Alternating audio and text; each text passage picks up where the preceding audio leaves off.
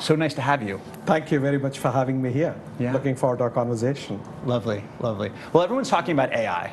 It's all over the news, it's in dinner conversation, but particularly at Cannes, it has been the talk of the town. And you spent a lot of time thinking about where AI is taking the discipline. And so I'd love to start with a very simple question. What's real and what's myth? What's hopeful and what's practical for today? Because so many people are trying to figure that out for their teams. So firstly, AI is not generative AI. I think all the hype that is happening right now is around ChatGPT and all the generative AI. The fact is AI has been deployed in marketing for a while now. At Mastercard itself, more than 7 years, we have been using AI both for the B2B marketing as well as B2C marketing, from insights to media planning to even creating creatives, as well as RFP responses and so on. We have deployed it across the board. They're all real and they are here. Generative AI is relatively new, obviously, but it has got some disproportionate amount of attention. And generative AI, I think, has got incredible potential, but not all of it is here and today. There are a lot of IP issues that come in as to what databases and data sets you are training AI on. That's one part of it. And of course, some solutions are already coming, particularly in the visual area. The second part of it is about the ethics and the ethical issues involved, because all the biases that are intrinsic so far are also getting ported into AI. So we've got to be very careful about that. So these are things which we are still sorting out and as an industry sorting through. And from that perspective, what I would say is generative AI, probably a few months away before it really starts taking root in the world of marketing. Regular AI, it's already there. And it's been happening, whether people noticed it or not, it's been there. I mean, months does not seem far away. And I'm sure that, if you're tuning in and you're wondering when my manager comes to me and says, what's our generative AI strategy? Knowing where to begin can be hard. So if you're really starting from the beginning, what advice would you give folks? See, first, I think it starts with educating yourself, at least about the basics of what is generative AI. What is AI? What is deep learning? What is machine learning? How is automation different from the rest that we are speaking about? I think these are the basic concepts that marketers have to familiarize themselves with, educate themselves with. That's the first step. Second, they have to dip their toes into the waters and try to figure out, to do a few experiments, I would say. Invest very little. It doesn't cost a boatload. Invest. See what kind of experiments you can do, what the learnings are. So that's the second part of it, which is important. The third thing is equip the teams with education. It's not just about you yourself, but your team has to be comfortable with the latest and the greatest, whether it is AI or any other technology for that matter. And the last thing I would say is there are companies which are really focusing on AI in a big way. Try to see if there are opportunities for partnerships, because you cannot do everything yourself. And if you have a meaningful and a well-aligned partnership strategy, I think that's something which can really work very well. That resonates. You mentioned experimenting. What's the simplest experiment that someone can start with? Is it copy testing? Is it imagery? Where would you guide people to start? All. So I'll tell you a very simple thing. For example, if you look at the entire marketing cycle, it starts with insights. Can you deploy AI for insights? The answer is yes. Both for using the internal databases, internal research, as well as the external databases. Getting to insights and pattern recognition, etc., is one place where I would start off with if you are not already there, number one. Number two, when you're looking at your A/B testings, for example, today, you rely either on certain simple basic algorithms which will help you come up with various versions as to this color headline, this size font, this layout is in this way versus that way, etc. AI generated, the options which are out there can be incredibly powerful, and also they're optimized at such a fast and a rapid level that you find that at the end of the day, you are able to get to the optimal and high-performing creatives in a relatively quick period of time. So that's something which I would also suggest that people have to do it. At this stage, particularly if you're looking at digital banners as an example, it's almost like a no-brainer. It's very easy to do. So once you have a little bit more confidence, then start graduating into other forms of AI. Now, when you look at something like copy testing, which you have referred to, can absolutely be done well too.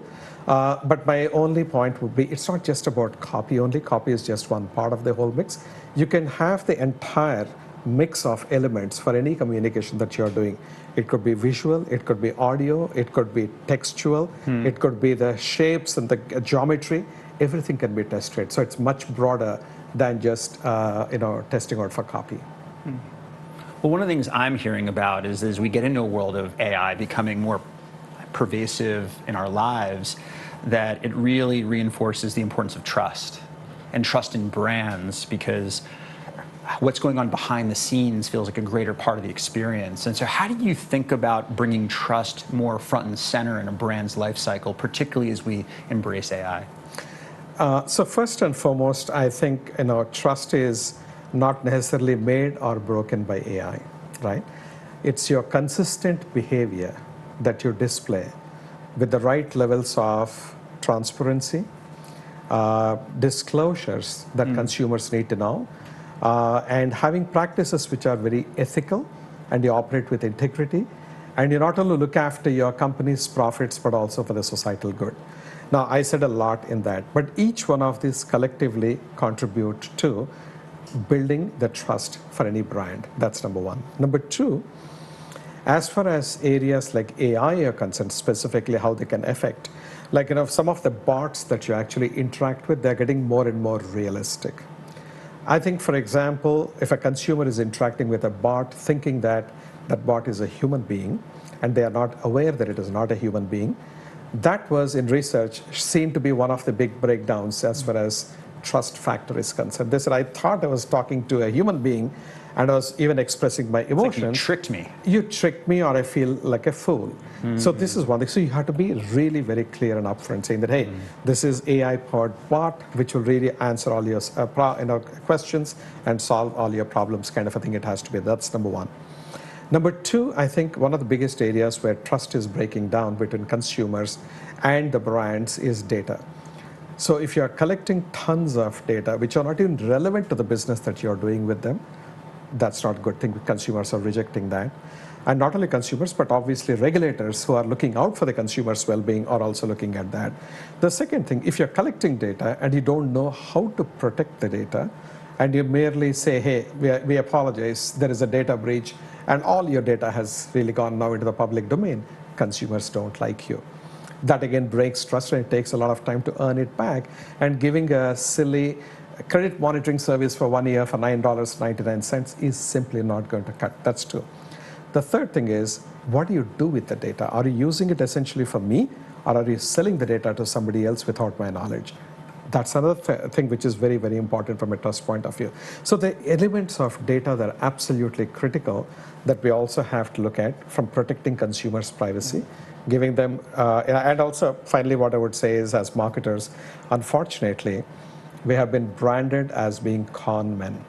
And several researchers have actually, amongst students, and ANA has done this research amongst college students, they say that when they ask you about what marketing is, they say, yeah, it's a con job.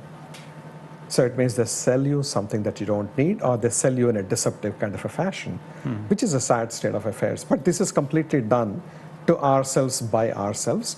We have to be blamed for ourselves because of the kind of practices which are there in marketing today, which are quite deceptive. And as a consumer, I don't like many of those practices. And therefore, you turn it around and say, now as a marketer, let me not do something which I don't like as a consumer. I think these are the areas where I think trust will be built or broken. As I said again, AI is just one sliver of everything, but trust is obviously a much bigger topic. Raja, last question. The business cycle is turned. There's more scrutiny on measurement, more scrutiny on budgets, True. More need to partner between the CMO and other members of the C-suite, particularly the CFO. Advice for CMOs trying to navigate that environment? So in fact, just today morning, I was there on the stage at the Palais with my CFO. And we called that session Happy Tension between marketing and finance, or between the CMO and the CFO. The key points that we are trying to say is that, number one, marketers are not adversaries to finance people, or the other way around. CMO and CFO are not adversaries. Number two, you have to operate with a mindset where, as a marketer, it is your duty to educate your CFO or your peers, not just CFO, but other C-suite executives as well, as opposed to constantly mystifying the subject and operating in your own private world. Third, in this day and age, and particularly your point around measures and metrics as the economy turns down, it's critical that you be transparent and you have to have credible metrics that are there. So one of the things which I found most beneficial in my own case at Mastercard is to have a CFO residing within my team with a dual reporting to me and to the CFO. Obviously, it opens concerns for people if you want to hide something. But I keep saying, as marketers, we have nothing to hide. We are an open kimono. Whether they succeed or we don't succeed, we'll report things as they are. We don't have to fudge. Yes. We don't have to run and hide. So when you have that CFO, what it happens is, because that individual is reporting to both CMO's organization and CFO's organization, CFOs feel very comfortable. They have complete insight into the workings of the marketing and how they are using the money. And when we report the metrics back, there is a ton of credibility because these metrics are compiled by the CFO. So it's not like we ourselves declaring that, oh, we had done a great campaign, great results, but you got somebody from the finance organization sitting in my organization who reports that this is how the ROI has been, this is how the results have been, this is the kind of monetization that happened, or whatever else it is. That works brilliantly. Love that. And I found that this is something which is quite easy to implement if you can get past that insecurity that if I show my money, my CFO will take it away, or I don't have enough tools and technologies to be able to demonstrate how the money that I'm spending on marketing is impacting the business outcomes. So if I don't know how to connect the dots, yes, I'm going to be in trouble. But I think as marketers, we have to really go past this. Gone are the days when you say 50% of marketing budget or advertising is wasted. I don't know which half. If you say that, that is a blasphemy today. Because marketing has evolved so much from being just an art into being a real science as well, that you can actually measure it pretty precisely, I would say, and accurately. So we have to be transparent, approach the CFO with empathy, and understand that he or she has to stand in front of the analysts every quarter to report the company results. And at that time, you have to understand if he needs to cut some of your marketing budget, he's doing it for a reason. Yeah. And so don't be very territorial, and have people on your team who look after finances or financials, and make sure that there's somebody from the finance organization, and have the dashboards which are open kimono, and you can track every dollar spent to the business priorities appropriately so that everyone knows what exactly is being done. Transparency is the best way to get the relationship going between the CFO and the CMO and the respective organizations. I love that. I couldn't agree more on the power of transparency. So, Raja, thank you so much for joining us here. And from the LinkedIn studio in Cannes, from the Carlton Hotel, look forward to seeing you later. Take care.